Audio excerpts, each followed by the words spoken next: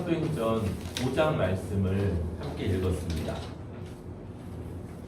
5장의 배경이 되는 3장, 4장에서는 초대교회가 오순절 성령 강림으로 처음 벌어지자마자 발생한 아주 유명하고 놀라운 사건 하나를 길게 기술했습니다.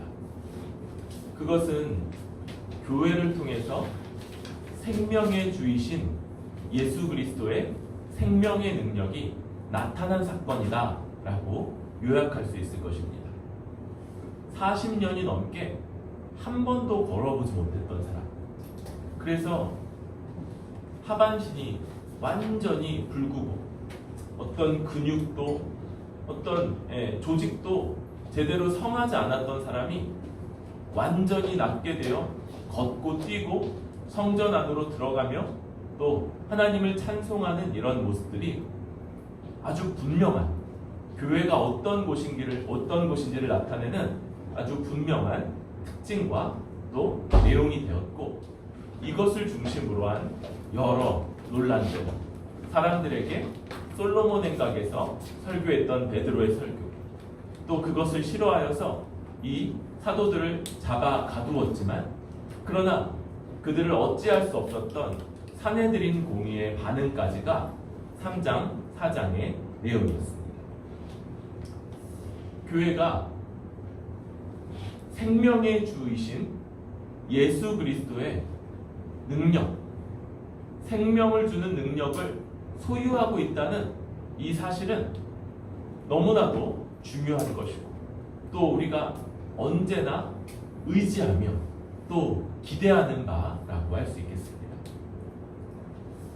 그런데 5장에서는 초대교회 안에 벌어진 또 다른 유명한 사건이면서 동시에 첫 사건과는 대조적으로 교회를 위협하고 교회가 깨어질 뻔했던 그런 사건을 말하고 있습니다.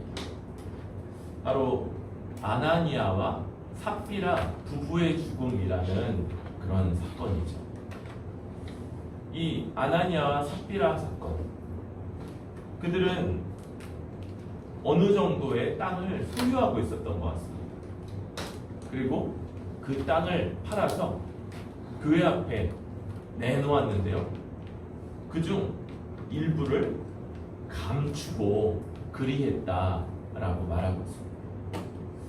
이 아나니아, 삽비라 이들을 이해하기 위해서 바로 지난주에 봤던 구브로 출신의 요셉, 이후로는 그 별명이 훨씬 더 교회 안에 유명해지는 바나바라는 인물에 대해서 우리는 알아야 되죠. 바나바는 위로의 아들이라는 별명입니다. 위로의 아들.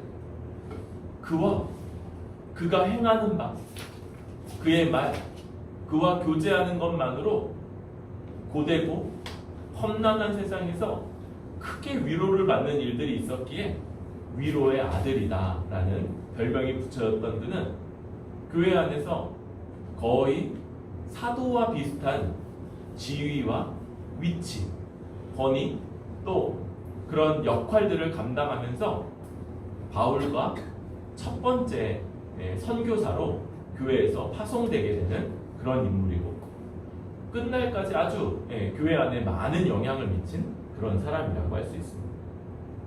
그런데 바로 그 바나바가 자기 땅을 팔고 그 값을 사도들 발 앞에 두어서 사도들이 그것으로 가난한 사람들, 어려운 사람들을 구제하도록 했었던 것이죠. 바로 이런 모습들이 아나니아와 삽비라에게 자극이 되었던 것 같습니다. 그리고 겉모습만 보면 자기 땅을 팔고 많은 돈, 큰 값을 헌금한 이런 모습, 그런 일들이 벌어졌는데 결과는 무엇입니까? 결과는 먼저 그 남편이 하나님의 즉결 심판을 받았죠. 그래서 그 자리에서 쓰러져 죽었고요.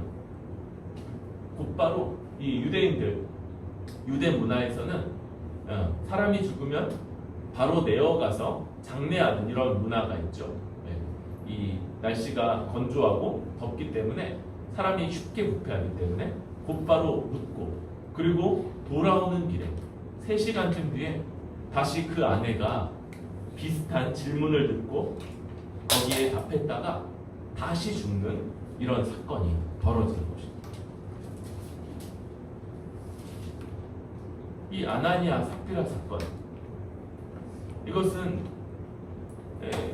그냥 한편으로 생각한다면 굉장히 많은 금액의 구제연금을 낸 사람들이고요.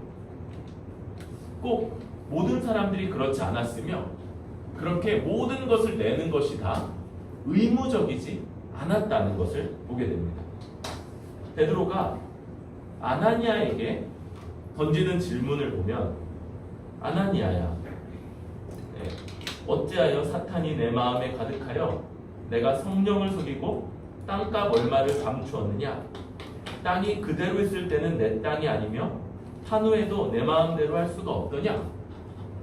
그러니까 초대교회 안에서 바나바와 같이 자기 소유, 자기 땅을 팔아서 그것으로 가난한 사람들을 구제했던 일은 의무적이거나 강제로 행한 일이 아니라는 것이죠. 이것은 자발적으로 이루어진 일이었기에 하지 않을 권리도 얼마든지 있었던 것, 그것이 이들이 상황이었던 것이죠. 그런데 아나니아와 삽비라는, 아나니아는 바나바와 같이 행동하고 싶었던 것 같습니다. 바나바처럼 그렇게 교회 앞에서 자기가 얼마나 헌신된 사람인지, 얼마나 교회 앞에서 얼마나 주를 위하는 사람인지 많은 사람들의 명예와 또 많은 사람들의 그런 우러러보는 이런 것들을 바랬던 것으로 보입니다. 그런데 여기 쓰이는 아나니아의 행동을 쓰이는 말은 하나님 앞에서 되게 엄중한 말이 쓰입니다. 이 챙겨두었다, 얼마를 감추고 라는 말, 이 단어는 구약 성경의 한 사건에도 쓰이는 말인데요. 구약 성경을 잘 모를 것 같아서 좀 설명이 필요할 것 같아요. 이스라엘 백성들이 40년간 광야를 떠돌고 하나님의 성으로, 하나님의 여리고 성으로 들어갈 때, 진군에 들어갈 때 하나님께서 아주 독특한 그런 전쟁 전략을 쓰게 하십니다. 일주일 동안 성을 그냥 한 바퀴 도는 거예요. 다음 날도 한 바퀴, 다음 날도 한 바퀴. 여리고는 당시에 이 성 간에 전쟁이나 약탈이 아주 빈번했던 그런 도시이기 때문에 성벽이 어마어마한 두께로 요새화된 그런 성이었다는 것이 지금 고고학적 발견에 의해서 확인되고 있습니다. 성벽 두께가 몇 미터였다고요.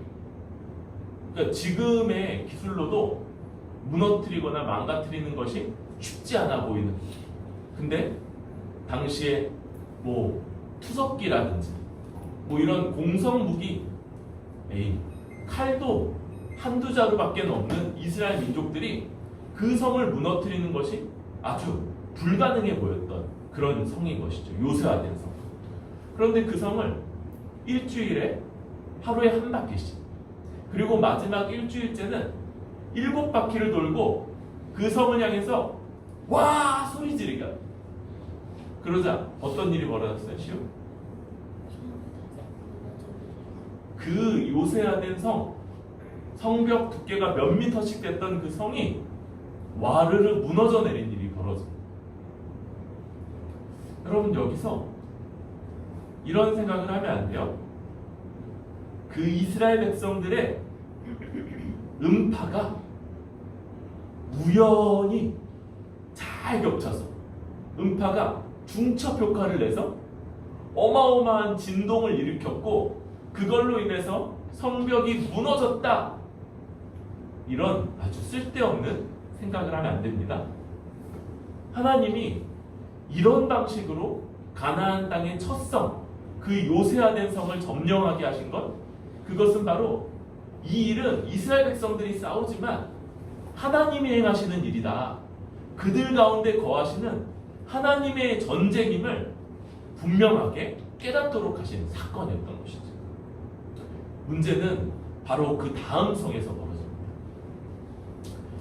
여리고성, 그렇게 요새화됐던 성과는 좀 다른 그런 작은 성인 아이성, 그 성을 빼앗는 전투에서 이스라엘 백성들 가운데 아간이라는 사람이 하나님의 명령, 그 성에서 얻은 모든 것들을 다 불태우고 생물은 사람이나 동물들까지 다 죽이라는 말을 거부하고 그 몇 개, 은 몇 개, 옷가지 몇 개를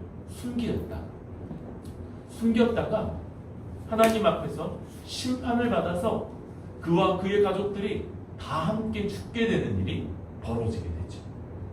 뿐만 아니라 이스라엘 백성은 그 엄청난 여리고성을 무혈 입성했던 것과 대조적으로 정말 보잘것없는 성, 그래서 이스라엘 백성들이 우리 다 갈 필요도 없다라고 판단했던 그 성에서 첫 번째 패배를 겪게 되는 것이죠.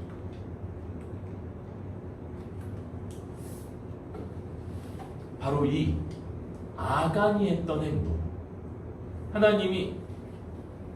하나님께 다 불태우고 다 죽여서 바치라고 명하셨던 그것 일부를 숨겼던 일, 그것을 사용했던 단어가 바로 여기 감추어 두고, 바로 이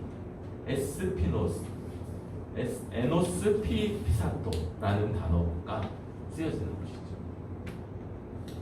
횡령하다, 훔치다 라는 뜻을 갖고 있는 단어가 바로 그 사람의 행동을 나타내는데 쓰여지고 있는 것입니다. 베드로는 그에 대해서 하나님, 성령을 속인 일이구나 라고 판단하고요, 사탄이 내 마음에 가득해서 벌어진 일이다 라고 책망하고, 아나니아는 곧바로 엎드려서서 혼이 떠나 죽는 이런 심판을 받게 됩니다. 여러분, 이 사건은 초대교회 안에 두 번째로 벌어진 아주 중대한 일화이면서 내부적인 문제라는 그런 특징을 갖고 있습니다. 이미 교회는 사도들을 향해서 외부에서부터 닥쳐오는 핍박과 박해를 받았고 이것들을 견디어냈습니다.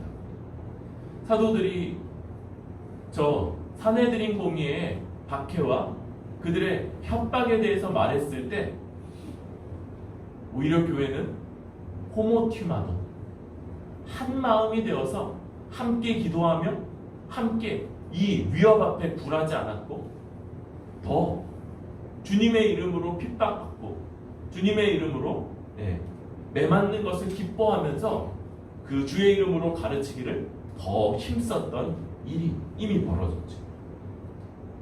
그런데 이 사건의 핵심에는 뭐가 있습니까? 내부의 문제이며 거짓된 자,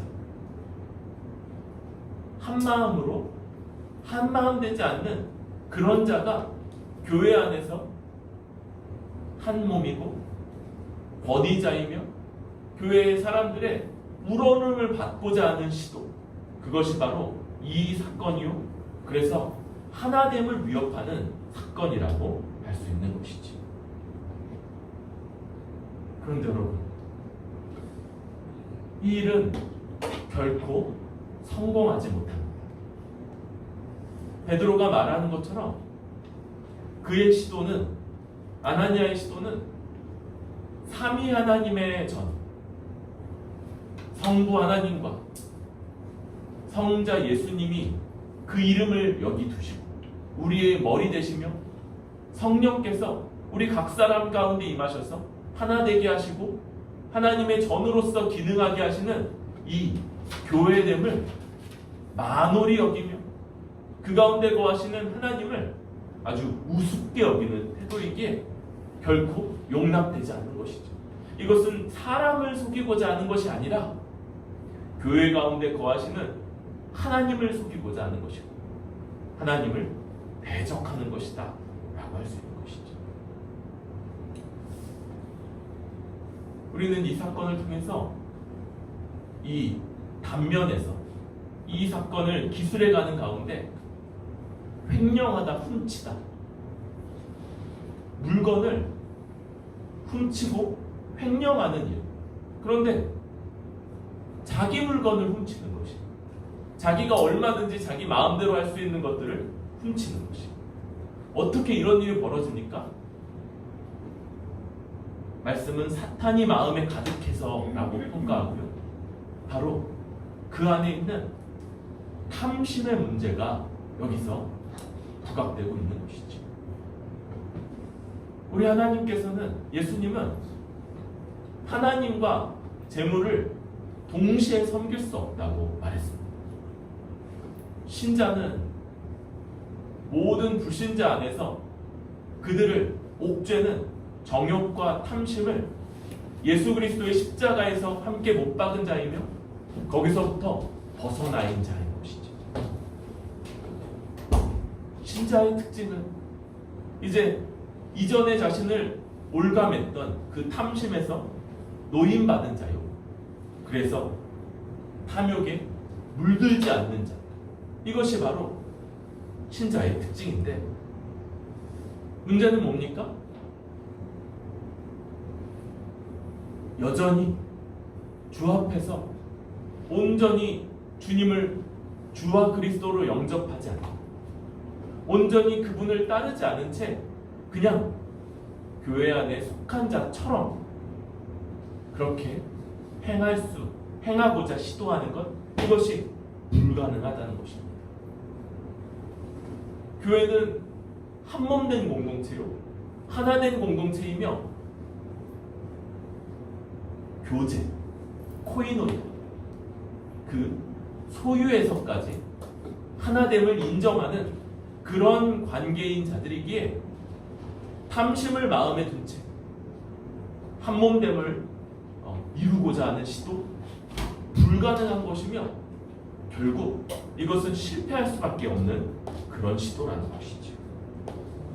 그리고 무엇보다 이것은 우리를 주 예수 그리스도로 말미암아 이 모든 것에서 건져내신 그 하나님을 모독하는 것이고 하나님을 대적하는 것이며 하나님의 교회를 아주 만홀히 여기는 용서받을 수 없는 죄라는 것입니다. 여러분, 오늘날 교회 안에는 초대교회 안에 벌어졌던 것과 같은 직결 심판이 많이 벌어지지 않습니다. 벌어지면 굉장히 큰일이 날 겁니다. 교회 갔다가 살아 돌아오지 못한 일들이 많이 벌어질 것이고요. 아마도 예배당 옆에 장의사들이 가게를 얻어서 준비하고 있지 않을까 싶습니다. 그런데 우리는 이런 사건을 통해서 분명히 알아야 하는 것이죠. 교회를 속이고자 자신 안에 있는 탐심을 여전히 간직한지 그러지 않은지 하나님만을 우리 주 예수 그리스도만을 주와 그리스도로 모시고 섬기는 척하는 것, 이것은 교회를 속이고자 하는 시도이며 결코 용납되지 않는다. 결코 성공할 수 없는 시도다라는 것들을 기억해야 할 것입니다. 하나님은 우리에게 이 엄중한 방식으로 이 사실을 기억하고 또 깊이 새기도록 하신 것이죠. 그러면서 말씀은 7절부터 11절에 그의 아내에게 벌어진 아주 비슷한 일로 넘어가게 됩니다. 이 아내에게 벌어진 일은 거의 동일합니다.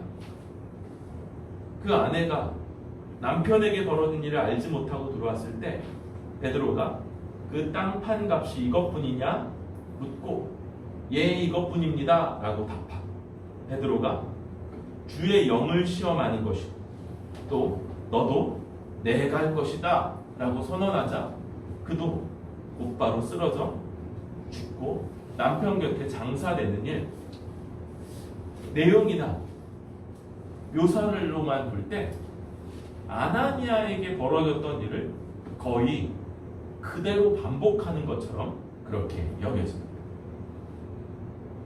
왜 이런 말씀이 두 번 반복해서 쓰이는 것일까요? 이 사건이 얼마나 엄중한 것인지 그냥 대충 넘어갈 만한 일이 아니라는 것을 강조하기 위한 목적일 것입니다. 그런데 한번 조금 더 생각해 본다면요. 5장 1절에 소유를 팔고 얼마를 감춘 것의 주체를 아나니아로 말하고 있습니다.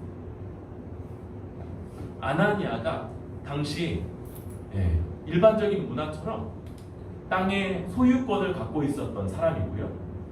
그가 이 일을 아주 주도적으로 했다는 것을 생각할 수 있습니다. 삽비라요. 삽비라는 알았던 것이죠. 그 일에 대해서 자기 남편이 그와 같이 하고 있다는 것을 알았던 사람인 것이죠. 그렇다면 우리는 이 두 번째 삽비라의 죄는 자기 남편이 그와 같은 죄를 짓는 것을 알면서도 방관하고 좌시하고 적극적으로 달려들어 만류하지 않았던 것, 그럼으로써 간접적으로 혹은 소극적으로 그 죄에 동참했던 일이라고 할 수 있겠습니다. 그런데 하나님이 이 일을 어떻게 보시는가는 삽비라에게 내려진 벌로서 알 수 있는 것이죠. 자기 남편과 똑같은 벌, 똑같은 징계가 내려졌다는 것을 통해서 하나님은 이 일을 적극적으로 죄를 지은 것과 똑같이 보신다는 것을 생각할 수 있는 것입니다.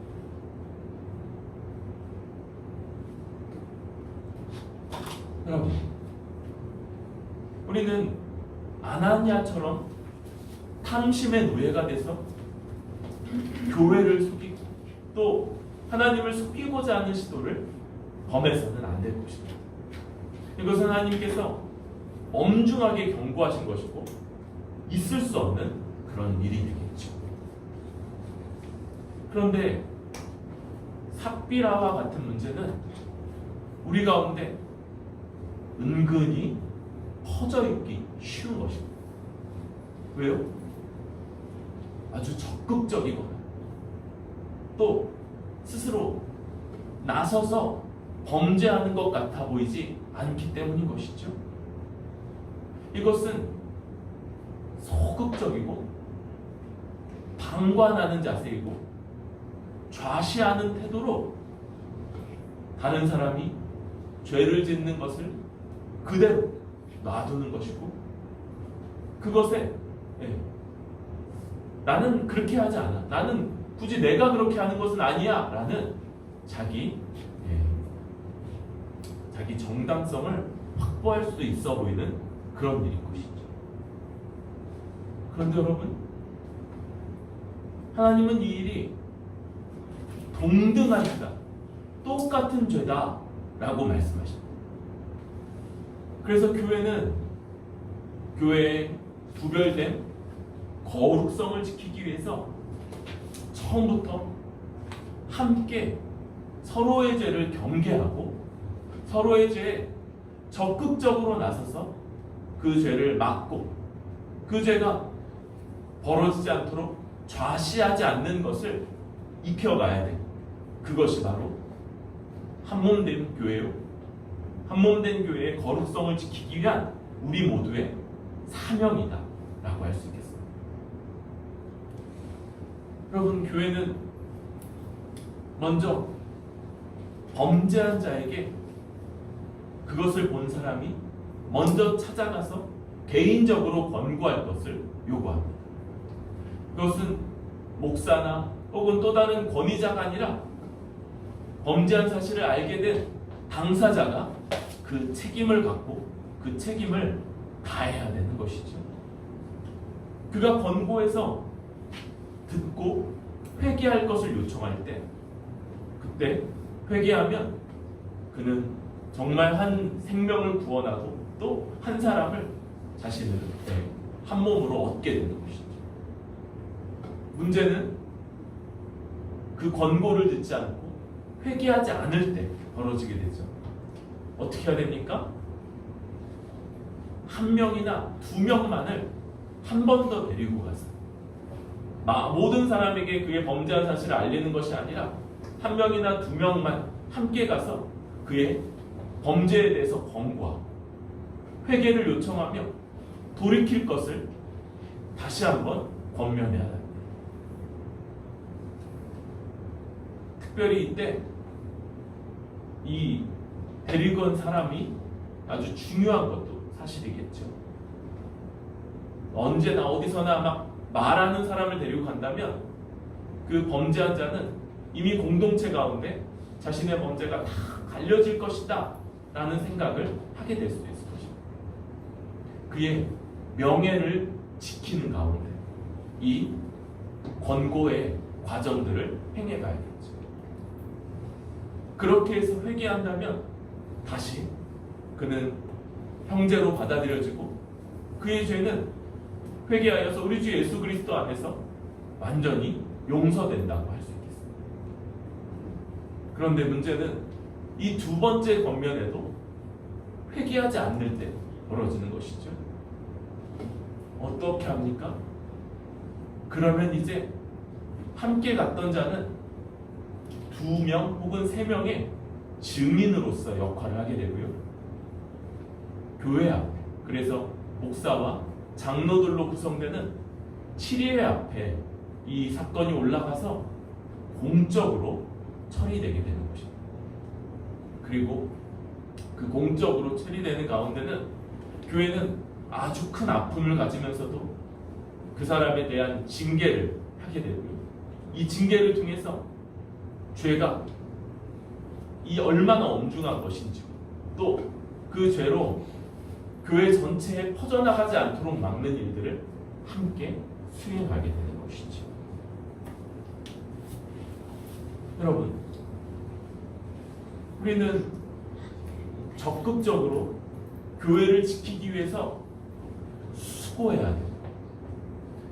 내가 지은 죄가 아니라 할지라도 다른 사람, 내 곁에 있는 지체들이 범죄함에 빠지고 하나님을 대적하는 것이 얼마나 악하고 얼마나 교회를 망치며 얼마나 하나님 앞에서 합당하지 않은지를 알아 이것을 지키고자 수고하고 애쓰고 어려움들을 감당하는 이 일들을 우리 모두가 적극적으로 감당하는 것, 이것이 삼위 하나님의 교회, 한몸 되고 또 거룩한 교회를 지키고자 하는 우리 모두의 마땅히 해야 되는 수고요, 노력이요, 애씀이라고 할 수 있을 것입니다.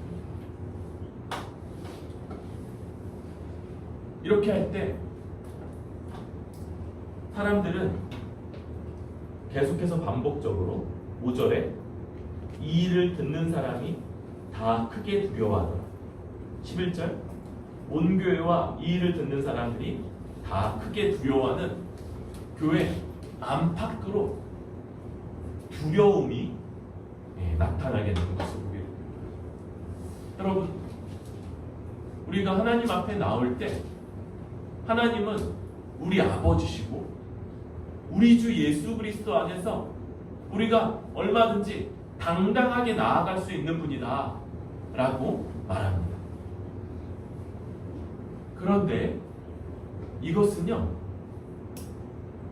구약의 하나님, 구약에서 이스라엘 백성들이 하나님을 너무 두려워하고 감히 그 앞에 나아갈 수 없을 만큼, 심지어 하나님의 이름을 부르지 않고자, 만홀히 부르지 않고자 아예 부르지 않아서 그 이름 부르는 법을 잃어버리기까지 했던 그 전통을 기억하고 기반하고 있는 것이죠. 그러니까 하나님은 그냥 만만하게 대하거나 볼 수 있는 분이 아니라 합당한 존경, 경외감, 한편으로 두려워하고 한편으로 공경하며 사모하는 마음을 함께 가지고 나아가야 하는 거죠. 그리고 바로 교회가 그래야 합니다. 오늘날 교회에 대한 그 권위를 모르고 권위에 대한 인식 없이 교회를 대하는 모습들을 볼 때 참 안타깝다는 생각이 듭니다.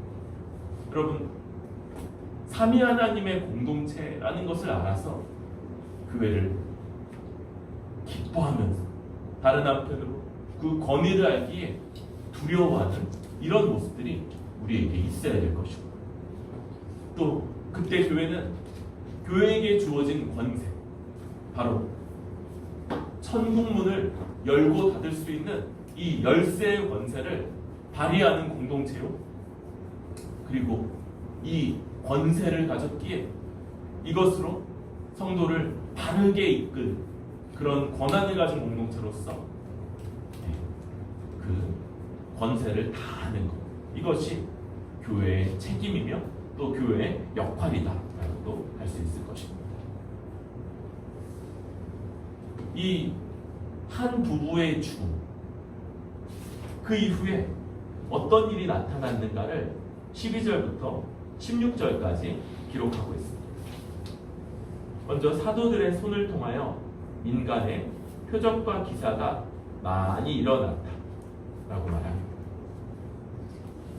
여기 표적과 기사, 또 다른 표현에서는 표적, 기사, 권능, 이런 말들도 쓰였는데요. 기사, 한마디로 기이한 일이죠. 그냥 일상적으로 볼 수 없는 기이한 일이 벌어진 것입니다. 그런데 표적은 바로 그런 기이한 일의 의미가 뭐냐? 표적이다 라고 가르쳐주고 있는 것이죠. 표적은 한편으로는 기적입니다. 미라클이죠. 그런데 표적, 표시고 사인, 특별한 의미를 가진 기적인 것이죠. 그것은 바로 예수께서 주와 부활하셔서 주와 그리스도로 등극하셨다는 이 특별한 의미를 나타내는 기적이고요. 그것이 사도들을 통해 교회 안에서 나타났다고 말하고 있는 것입니다. 바로 이런 방식으로 사도들의 가르침이 널리 가르쳐졌던 것이죠. 그리고 두 번째로 나타났던 모습, 믿는 사람이 다 마음을 같이하여 솔로몬 행각에 모였다고 말합니다. 또다시 그 단어가 나타났죠. 우리 좋아하는 다 마음을 같이하여, 호모 튀마돈이라는 단어가 여기 또다시 등장하게 됩니다. 아나니아와 삽비라로 인해서 깨어질 뻔했던 그것, 모든 지체들이 다 마음을 같이하여 함께하는 한 마음이 되는 이 일. 그런데 하나님이 저들을 아주 엄중하게 징계하심으로 두려운 가운데 한 마음으로 지켜지는, 한 마음됨이 지켜지는 이런 일들이 벌어지고, 그리고 이들은 이전처럼 아주 지속적으로 반복적으로 함께 모이고 함께 살아갔다는 것이 나타납니다. 우리 이제 코로나 바이러스로 인해서 교회가 직면하는 상황, 이거인 것 같아요. 모이는 횟수와 빈도, 시간, 그리고 여기에 비례해서 우리 모임의 나눔이나 또 교제의 수준이 얕아지게 되는 이런 문제가 벌어지는 것이지. 우리는 처음부터 교회가 얼마나 함께했고 얼마나 깊이 교제하며 그리고 그런 깊이를 보장하기 위한 빈도와 시간이 있었다는 것을 말해주기에 우리도 이런 상황 속에서 어떻게든지 이것을 지켜가고자 애써야 되는 것이지요. 마지막으로 세 번째, 그 나머지 이제 아나니아와 삽비라의 사건 이후에 감히 이들 가운데 부활하신 예수 그리스도를 주와 그리스도로 인정하고 모시고 섬기지 않은 채 이들과 하나 되는 사람들을 나오지 않았습니다. 다만 백성들이 그들을 칭송하는 일이 계속해서 나타나죠. 그리고 15, 16절은 이들을 향한 기대를 보여줍니다. 병든 사람을 메고 거리에 나가서 뉘어놓고 베드로가 지나갈 때 그 그림자라도 덮일까 이것을 바라고요. 또 예루살렘 주변에 수많은 사람들, 병든 사람과 또 귀신 들린 사람들이 나음을 얻게 되는 일들이 벌어졌다. 교회를 통해서 이 시대를 지배하고 있는 것들이 쫓겨나고 이 시대 사람들의 눈을 가리고 사람들의 마음을 빼앗으며 그게 진짜인 것 같고 그게 희망을 주는 것처럼 속이지만 그러나 실제로는 그 삶을 더 피폐하게 만들고 더 절망 가운데 빠져들게 하는 이 시대의 것들, 이 시대 정신이요, 이 시대 사탄이 사용하는 것들이 교회를 통해서 그 진면목이 드러나고 쫓겨나게 되는 일들이 벌어지게 되는 거예요. 이런 것들이 우리 교회가 보여야 되는 모습이라고 생각합니다. 여러분, 교회는 하나님이 행하신 이 엄중한 징계요, 또 교회가 하나님의 권세로서 행해야 되는 징계로 그 본질을 지켜가게 됩니다. 그 본질은 세 가지라고 할 수 있겠죠. 말씀이 지속적으로 가르쳐지는 것입니다. 이 놀라운 한몸됨을 이루고 한몸됨 가운데 살아가게끔 하는 이 말씀이 지속적으로 교회 안에서 가르쳐져서 능력이 나타나는 것이고, 두 번째로 한몸됨을 한마음 되어서 한몸됨을 고백하고 함께 살아가는 일들이 교회 가운데 계속 나타나는 것이죠. 사도행전 2장에서 4장에서 벌어졌던 모습이 여기 5장에서도 계속 나타나고 있는 것이죠. 그리고 마지막으로 세상에 그 외의 사람들에게도 칭송을 받으며 영향을 끼치는 것, 이것이 바로 지금 교회가 징계로서 본질을 지켜낼 때 나타나는 일들이라고 할 수 있겠습니다. 여러분, 우리는 이 교회로서의 본질을 힘써 지켜내야 할 것입니다. 아주 수고하고 때로는 아픔 가운데 권징이라는 죄에 대해서 징계하는 것을 통해서 교회의 본질, 말씀을 계속해서 가르치고 또 배우며 말씀이 그 전체를 지배하게끔 되는 이 모습과 또 하나 되어서 서로 한 마음이 되고 함께 살아가고 함께 한 몸으로 살게 되는, 계속적으로 살아가는 이 모습, 그리고 그 구별됨을 지킴으로써 그 외부의 사람들, 교회를 보는 사람들에게 그들이 추구하고 있는 바, 그들이 지금 사로잡혀 있는 것, 탐욕이요, 정욕이요, 그리고 이 세상에서 잘 사는 것이다 말하는 것들이 얼마나 거짓되며 사실은 그것이 종되게끔 만드는 것인지를 그들의 눈을 띄어 보게 하는 이 역할, 이것이 징계로 하나된 거룩성을 지켜가는 교회가 지켜내는 바요 또 지켜내야 되는 사명이다 라고 할 수 있겠습니다. 여러분, 우리는 교회에 처음으로 벌어졌던 하나됨을 깨트리고 그 거룩성을 훼손할 수 있는 일들에 대해서 하나님이 얼마나 엄중하게 대응하셨는지를 보게 됩니다. 그리고 이것은 우리 종교개혁의 선배들 가운데 교회가 진정한 교회로서 유지되기 위해서 말씀이 늘 바르게 선포돼야 됩니다. 성례가 정당하게 시행돼서 예수 그리스도를 주와 그리스도로 인정한 자들, 그 앞에 순복하는 자들이 교회에 회원권을 얻어 들어와야 됩니다.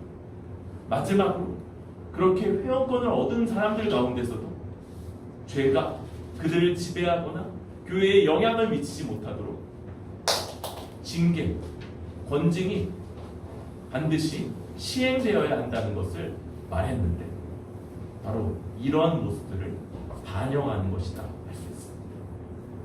여러분, 우리 자신들을 바라보십시오.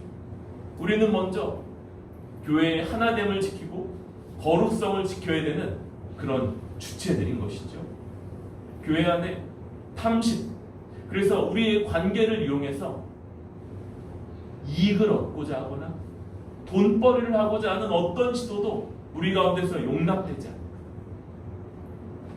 이것이 우리 안에서 다른 누군가에게 전가되기 앞서, 이건 목사님이 해야지, 목사님은 그에 대해서 뭐라고 하시나 말하기 앞서서 이것을 알게 된 내가 그 주체이고, 그럴 때 형제를 잃어버리지 않고 형제를, 한몸된 형제를 지켜낼 수 있다는 이런 생각을 갖고 적극적으로 여기에 반응하고 대응하고 그리고 권면하는 그런 우리들이 될 수 있기를 바랍니다. 그때 교회가 이런 수많은 어려움 가운데서도 호모티마, 마음의 하나됨을 지켜내 그 가운데서 함께 살아가며 다 같이 말씀의 지도를 받고, 그리고 이 세상 교회에 대해서 적대적이며 교회에 온갖 흠잡는데 혈안이 되어 있는 그런 세상 가운데서도 그들에게 칭송을 받고 오히려 그들 가운데 저 사탄의 이 시대 정신에 종되어 있는 자들을 노임받게 하는 그런 역할로서 잘 쓰임받을 수 있을 거다 생각합니다. 이렇게 주 앞에서 죄와 악에 대해서 엄히 대응함으로써 교회의 본질을 지켜내고 이 세대 가운데 아주 빛으로서 드러날 수 있는 우리 뿌리 깊은 교회 되기를 소망합니다.